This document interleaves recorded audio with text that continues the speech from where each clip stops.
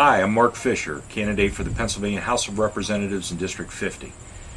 This is Mark and Sam on the back porch. And if you have any thoughts, comments, questions, please go to my website, www.markwfischer.com. Fischer is spelled F-I-S-C-H-E-R.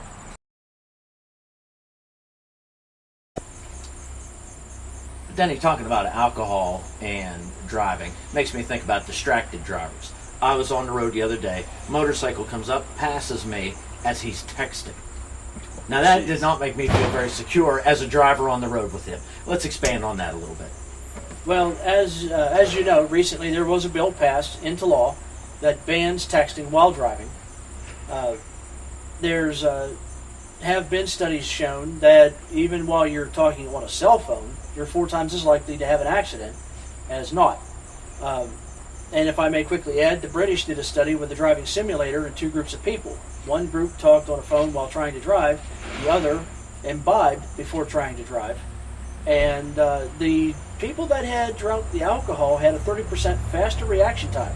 That's scary. That is scary. Not justification to drink and drive. No, right. But that shows how distracting the cell phone can be. Right, or how much worse the cell phone is. Right. I mean, we all know drinking and driving is horrible. We've seen the horrible accidents and seen the statistics. That's what they need to understand, is texting is 10 times worse. Right. But now, now I noticed that the texting was banned, but the cell phone usage hasn't been yet, especially even to get rid of the handheld. What are your thoughts on that, Mark? Well, I've got maybe a little different philosophy about this, and it speaks to the freedom issue and personal responsibility. Right. Look, there are folks out there. Folks are so different. You know, we don't all fit a mold, but yet government's action when they see something that gets attention is to pass a law, make a law. And I think it's more important when we look at the actions people do out on the highway based on what they are. We have law enforcement out there that are designed to, stop unsafe things. Right. Texting, I would agree, can be very dangerous if you're not capable of multitasking and keeping alert on the highway.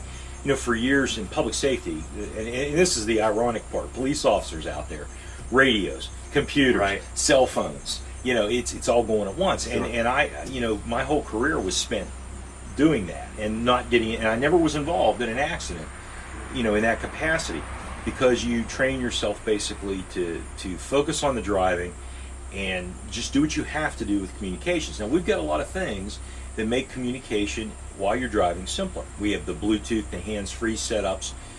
Right now, the law on texting, really, I don't think it's being enforced because they can't say that somebody was actually texting versus dialing a phone, looking up a contact, punching a number. We can agonize over these things forever as far as how to solve it, but it speaks, in my mind, to the nanny state government. Big gulps are potentially bad for you. We're not going to let you have them. Right. And on with the stupidity. Right. I think that if a police officer witnesses somebody operating a vehicle of any type unsafely, there are mechanisms there where they can stop them and cite them for the behavior. Right. And I think that's more important because here's the thing, that while texting is really bad, we have people that can't make a phone call, even on a hands-free, without becoming so distracted and getting tunnel vision that they do all kinds of silly things on the highway. So it's about the person, it's about personal responsibility, knowing your limitations, and not expecting government to always step in and deal with every last little issue. I mean, if we did that, we'd all live in a, what are those balls that you get into, the inflatable things, and you roll around? We'd all have to live in one of those things. We become the boy in a bubble. Yeah, it's not government's job. We certainly have to cut down on unsafe behavior on the highway, absolutely. But the more specific we get, pretty soon it's going to be, well, you can't use Facebook while you're driving, or how about walking while texting? You know how many people get hurt doing that? I read a statistic, I forget what it was, but they walk into signs, they walk into poles, they step wrong off curbs. Right. So where does the role of government stop and the role of personal responsibility begin? And I think that's the bigger issue. I'm that kind of a person, and I'll be that kind of a legislator.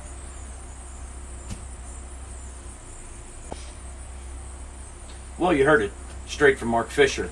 He's running for representative in the 50th district. And we also had Denny Walk with us, and we want to thank you, Denny, for being here. He is the Thanks, Denny.